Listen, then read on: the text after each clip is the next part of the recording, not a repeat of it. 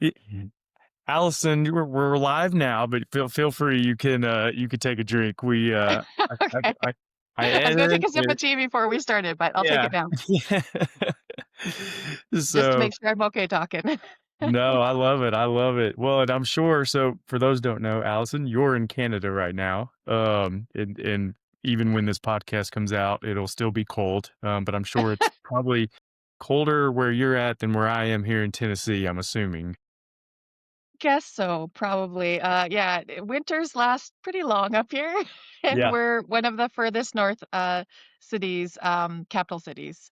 Wow. So in Edmonton. So yep, it does stay snow on the ground right after Halloween usually, and right up until April. So Yeah. we're stuck in Wow. the That's snow. wild. Long time. Well, Yeah. all that to say, sip all the warm tea you need, as definitely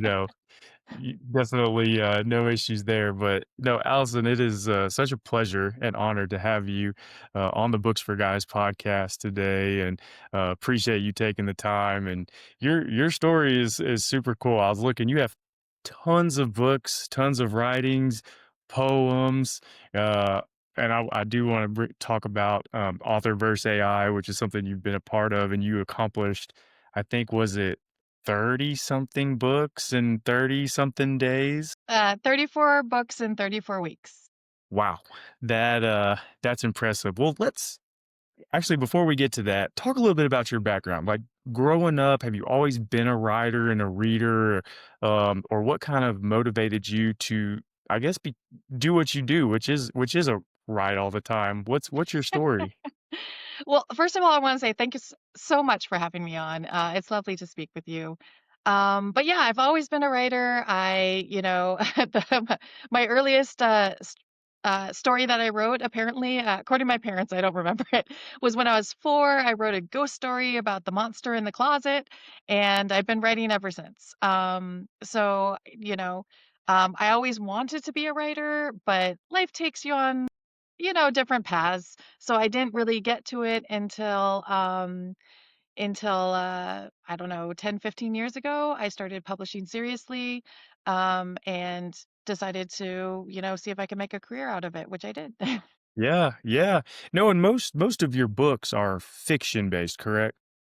That's true. I'm also an editor, so I have edited nonfiction books. But I do, fiction is my comfort zone because I feel like nonfiction is great and I love reading all genres, including nonfiction. But at the same time, I feel like, especially if you have a message, it's easier to sneak it in if you're doing it in fiction because people are there to be entertained. And, they can also walk away with some really important messages. Yeah. Yeah, so fiction is definitely a fun way to go. Yeah, I love that. I love how you talk about incorporating messages. I'm actually, I was talking to someone earlier. I've always been a big fan of nonfiction, but I've started to read a lot more fiction over the past like 12 to 18 months. Number one, just to give my brain a break, and to kind of Yeah. escape for a little bit. But I've actually found a happy median where there's been some, like I like personal development books, but I've actually found some fiction based personal development books where there's more characters, but there's like a message to it all in the grand scheme of things. And I'm like, you know what? I like this a little bit better than just your normal, like, I don't know, self help book or biography, all the time. And so, as I talk to more and more authors who write fiction, as I'm getting more and more into it, I just find it fascinating, like just how they incorporate a message, or is it all just pure entertainment? I don't know. I just enjoy learning about this. So, What, every author and people might say different things, but I think every author has sort of a mission guiding their fiction, and it doesn't have to be a grandiose mission. It doesn't have to be something noble like saving the world, but we all have our things that we bring from our own lives and, bring into our works. So there's bits of us scattered in everything that we write, yeah, and it doesn't take much of a detective work to find what it is, yeah, really, I think, for yeah. most of us. No, that's amazing. That's amazing. And again, as I learn more about the process and just writing, and it's really interesting to talk to you as well as an editor. A lot of authors that I talk to, they say that's the least favorite part, I guess, of writing a story or a book. But from your perspective, talk about that a little bit, because obviously you go through it through your own writing, and then you're helping other authors with editing their work. But What's that process look like to you, and why is that so important? I mean, no story comes out perfect. So, for example, my author versus AI project last year, all those were first drafts, and first drafts are never publishable. Honestly, like you always have to work on them. And if you think a first draft is going to come out perfect, you have another thing coming, basically. Um, but I actually agree with most authors. While I do help other writers, find their story, find their best voice, I hate editing my own stuff. Like, I wish my drafts came out perfect, and then Yeah, I wouldn't have to go back and keep on going. But, it makes the story better. It makes the story stronger. And you don't always, especially when you're in the thick of writing, you don't always, what's in your head doesn't always make it on the page. And so the editor is there to speak with you, to talk with you, to make sure the story you want is there and is entertaining and reaches your readers and is compelling. So yeah, without editors, we would be in a much worse place when it comes to books. yeah. No, every author, they all acknowledge, like, it's a necessary by all means, Evil. editing is so important. Yeah, like, they gotta have it. They're just like, Yeah, "If I had to pick one thing that's annoying in my," as much as passionate as I am about this is the one, part of the process that gives me the most, headache or that I have to go back and yeah, deal with.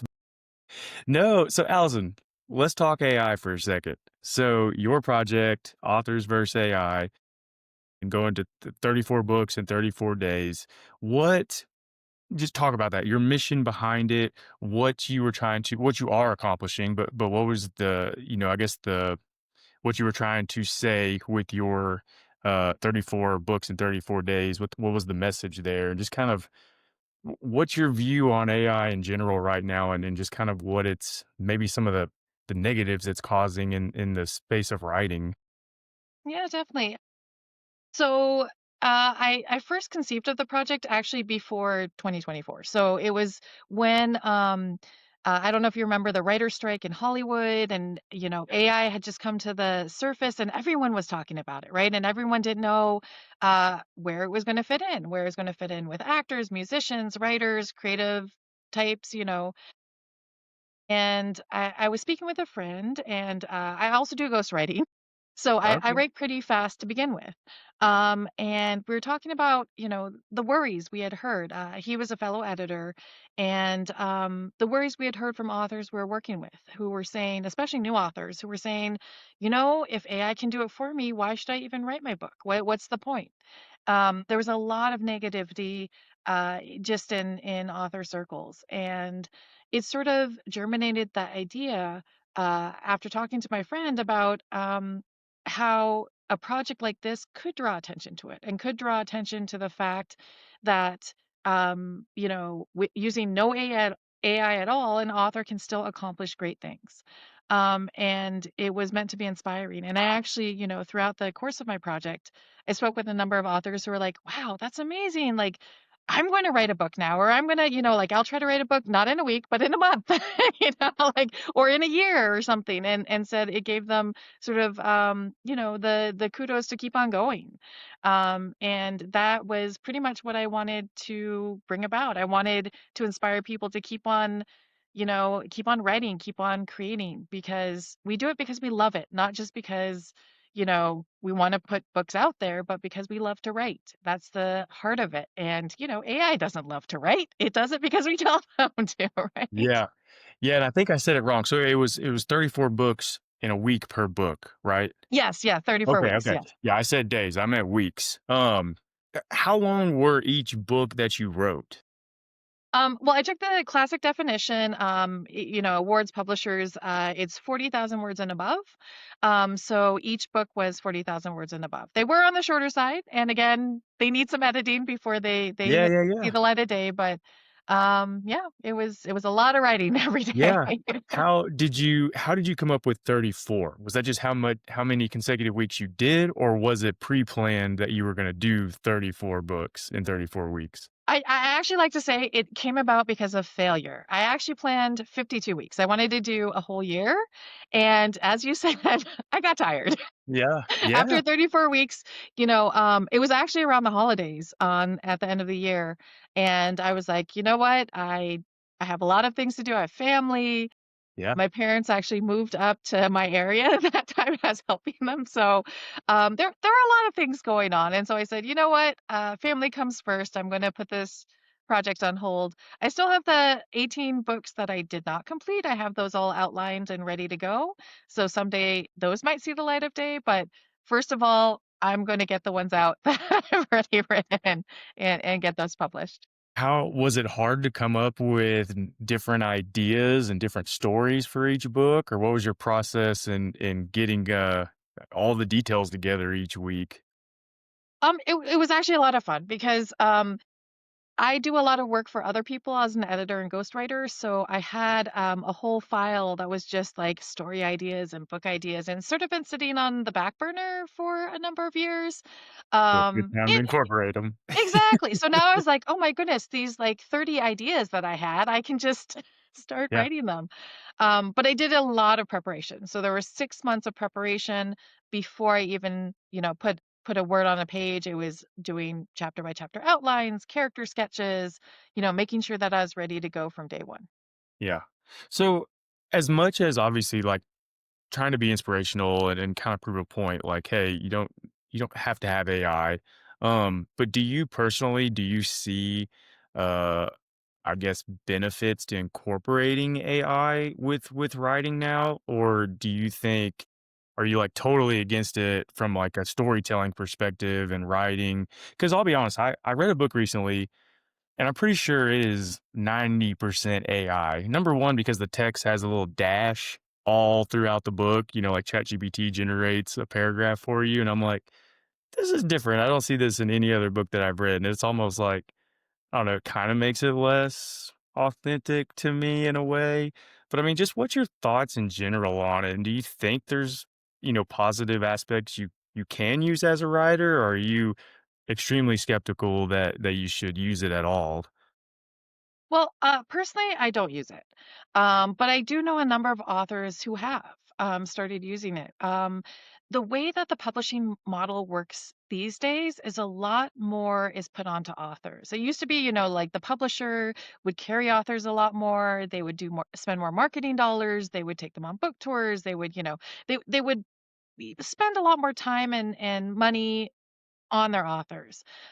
These days, because of the proliferation of publishing, small presses, etc., authors have to do a lot of that themselves, and so it's taken up a lot of their time. And so AI authors I know have used AI to sort of use it as a shortcut. So they use it to write their ad copy. They use it to write blog posts. Use it to like summarize their book rather than having to struggle out the all dreaded summary that authors hate to write. So they use it in sort of like, peripheral type of ways around the writing. I still think that it doesn't belong in the actual story. That should definitely be from an author's imagination because stories are personal, they're individual. And AI can't do that. Yeah. It's Yeah. very impersonal the way that Yeah. it works. No, and this just seems I mean, this is the first time I've had the AI conversation with an author before and an editor like yourself, and it is interesting, like, there's something about the work, the writing, the learning how to write properly and put a story together. It just seems like when you complete a piece, it's I would assume it just feels better knowing that you put the work in and got it all from A to Z in the process, and that's your book that you wrote.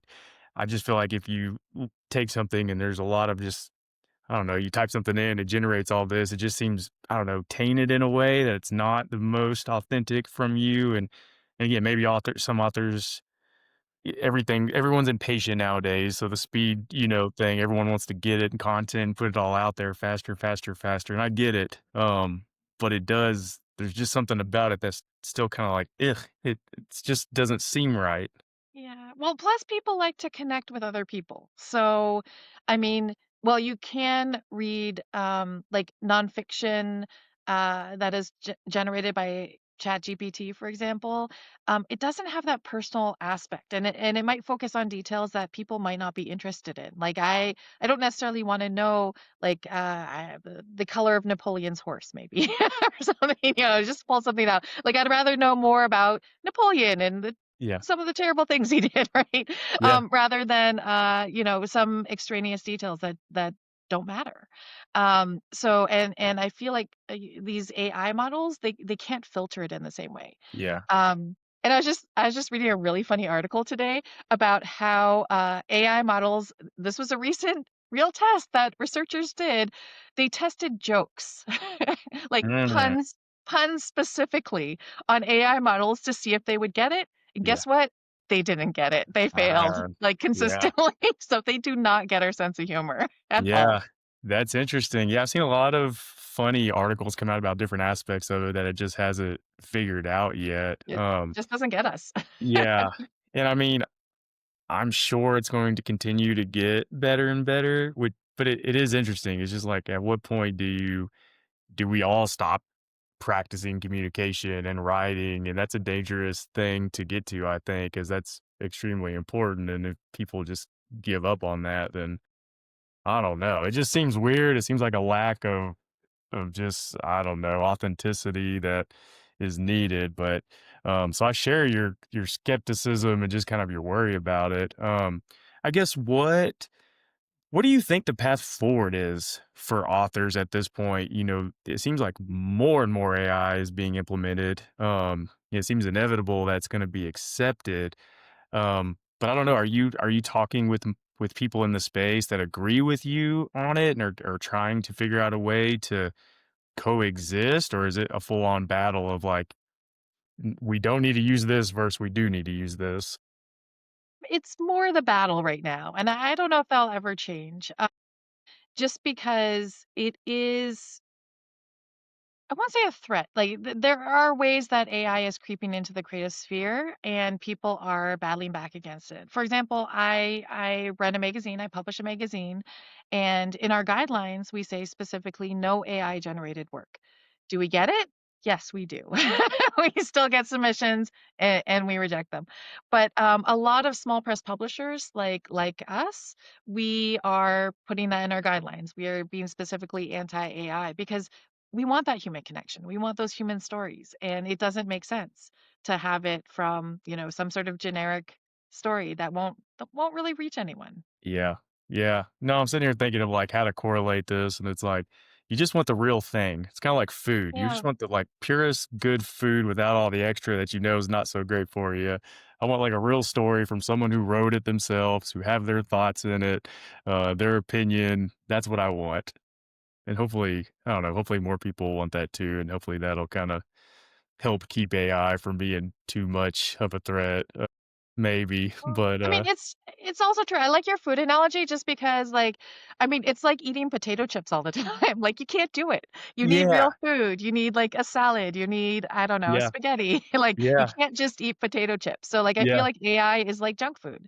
So it's easy and it's fast, but you can't survive on that. You Yeah. really.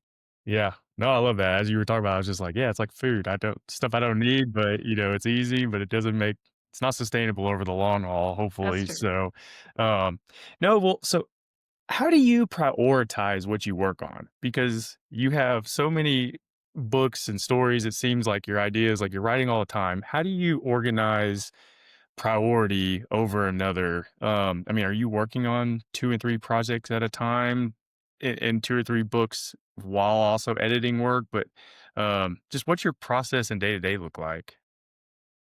It's a long day. Yeah. Um, but yeah, it depends on how many, because I'm a freelancer. So I take on clients, and I like to balance my work. So I'm at the point in my career I can turn projects away, if I'm not feeling connected to them. So yeah, so I will balance out my work. Sometimes I take on a little bit too much. It's hard to say no. Sometimes there's some good projects out there. Um, but, yeah, usually I'm working on 3 to sometimes 10 projects, it really depends. But yeah, and then also doing my own stuff. So I try not to take on too much, But like there's a lot of stuff that's going on in the background. I publish a magazine. I'm on the review board of another magazine.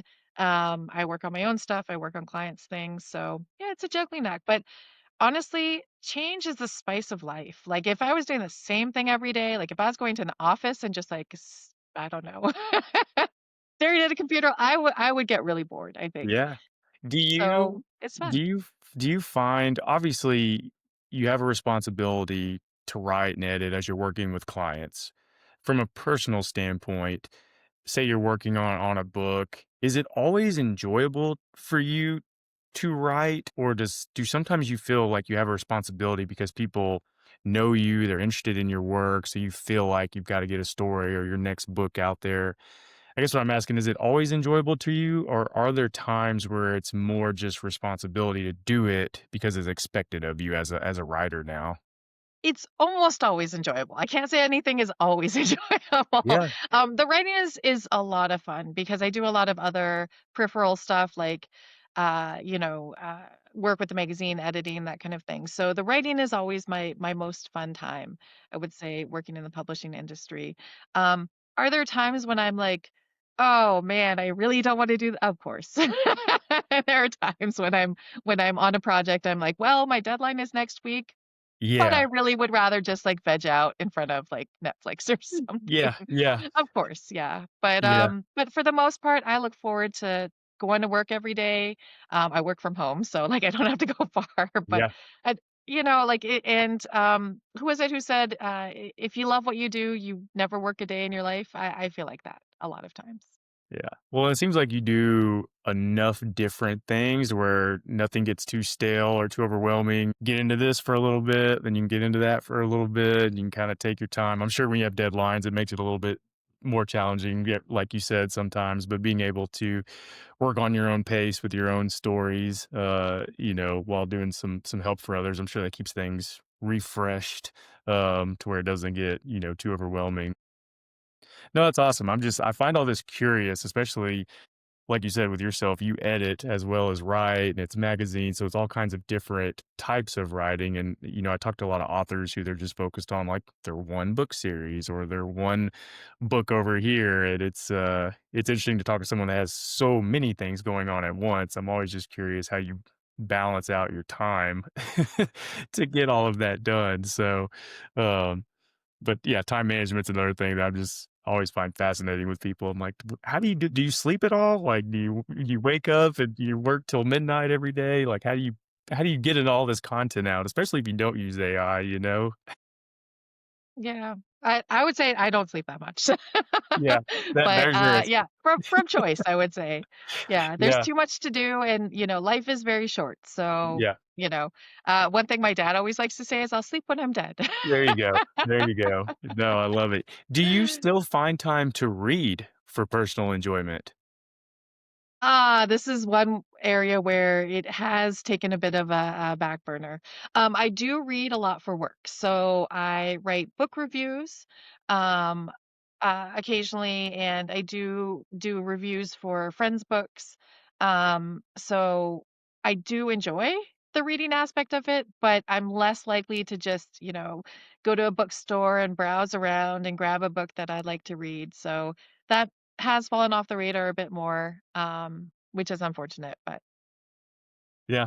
Well, understandable. You got a lot going on, and you're in the space, so it's not like you're not reading, but you may not. reading constantly. Yeah, yeah. You just don't get to read everything you prefer, like your preference on an enjoyable book or story. You probably got a stack. You're like, yeah, my list is growing by the day. I'll Oh, catch it up at does. some point. Yeah. um, which does lead. I got one more question for you, Allison, and this has gone by fast. As a Again, I'm in a technology job as well, so, like, the AI conversation is just intriguing to me, and especially as I do more with Books4Guys and learn more about that. But, um, even throughout your life, I'm sure you've read a ton of books, so this may be a hard question, but, what's a book or 2 that has had a positive impact on you either personally or professionally?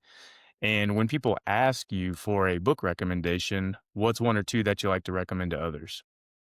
Man. Yeah, this is a hard question. It's like asking which is your favorite child. Right? Um, I'm gonna go with a couple classics just because, I don't know about you, but there are some books that I tend to reread, and I just turn to and mostly because I work with sometimes fairly heavy, dense subjects, I like lighter things. I like things that make you think. I love short stories. And so one writer that I recommend and not everyone has read, even though he's quite famous, is Ray Bradbury. And, one of my favorite books by him is The Illustrated Man. And it's all short stories, it's sort of strung together with a loose premise, and he was writing decades ago, but his work really holds up, and it really touches on the social aspects of things that we're facing today even, you know?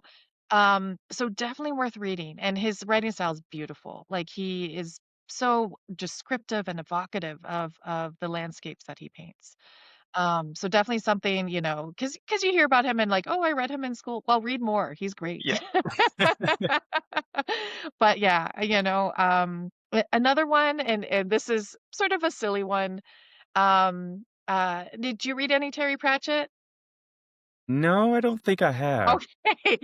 He was a British author, and he wrote this really great series. It's called Discworld, and one of my favorites is, he was a really funny guy. One of my favorites is Monstrous Regiment by him. And I've reread that several times. It's basically it's sort of set in olden times, but on a different world. He writes fantasy. And essentially, it's a group of women in this, patriarchal society. And in order to go off, their whole country's at war. In order to go off and find out what happened to their menfolk, basically, they dress up as men and go off to war. And it's a whole regiment of women. Yeah, and so, like, and it is hilarious, it's laugh out loud funny, and it's again, it focuses on social commentary, but in a very funny way, in a very digestible way, and so it's basically when you think about it, it's a man writing about women dressing as men. So It yeah, it sounds like that could be like like a Netflix series too, or a I movie. would love to see it. Yeah, it sounds awesome.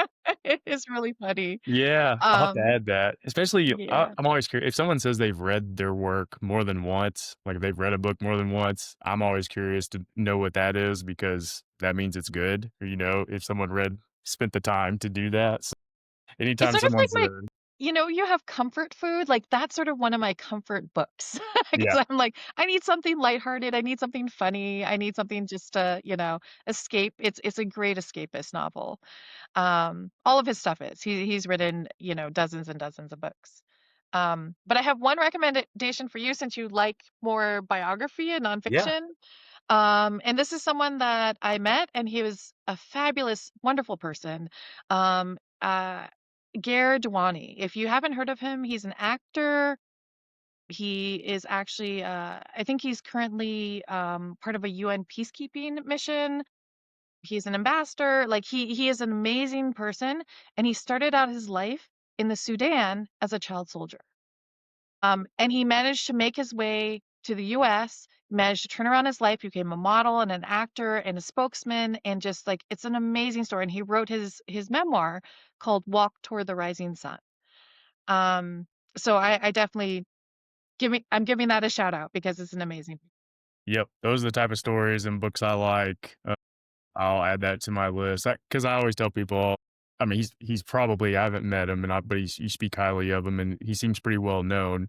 If someone looked at him today, they may think like, "Oh, a successful guy, like must be nice," but they probably, if you don't know his story, I always tell people like, no matter who you see, there's always a bumpy road to where a lot of people get to. You don't just wake up and Exactly. be successful, and be on top of the mountain. And so, yeah, I love stories of perseverance and stuff like that. So his is definitely one that I will add to my books that I need to read. So thank you for that recommendation. No, definitely. I guess I do have one last question for you because we're talking Sure. about like movies a little bit and shows. Do you ever want like one of your stories to get picked up for like a movie or a film type of production? Well, of course. Yeah. I Yeah. think most authors want that just because anytime an author's book gets made into a film, of course, a lot of people, more people buy the book too. Mhm. So I think it's a wonderful reinforcement of reading too. So yeah, I would love that. And in fact, I don't know about you. I love graphic novels. So my last book, I would love to have it turned into a graphic novel because it's one of those sort of like epic, historical, like, crossing the landscape type of stories. And I would love to see it, Yeah. crossed into other genres. So Yeah, super cool. Yeah, anytime I see, like, a film that's, like, based off the book, I'm always like, "Ooh, that's gonna probably be a good movie." Because I don't know, they just seems anything made from a book, the book always seems to be better. Very rarely is the movie better, but, like, just knowing it's from a book, it just seems like it's gonna be a good storyline and something worth watching, whether it's a show or a movie or whatnot, so that's super cool. definitely. The more I've Yeah. talked to, like, authors who write fiction, I've kind of heard the conversation more often of like, "Yeah, it'd be really cool if we could turn this into a film," or I've talked to an author who even writes, like, in a script type way, so I think, like, again, it's get my brain, like, learning how this all works and just the process of it all, and to hear you say, like, "Yeah, I think anyone who writes would love their story to be, turned into a movie." I'm like, "Yeah, that does make sense," you know? You get a But, wider audience, like, and yeah. and so it would be fantastic. It's like the best marketing ever. Yeah, yeah, yeah. No, for sure. Well, Allison, again, thank you so much for taking the time to do this today. I can't wait now that we've met. I can't wait to follow your work and then see what all you accomplish and all you put out there. And I'm definitely going to be following your authors verse AI conversations and projects. I'm sure you'll have many more just things you're a part of in that as you work to kind of show the importance of writing and not incorporating AI into it. Your books in general, the ones you put out. I can't wait to see them, and we can't wait to spotlight them on Books4Guys for those interested in purchasing them and following you as well. But no, thank you so much, Allison. This was fun. Oh, well, thanks for having me on. This was lovely.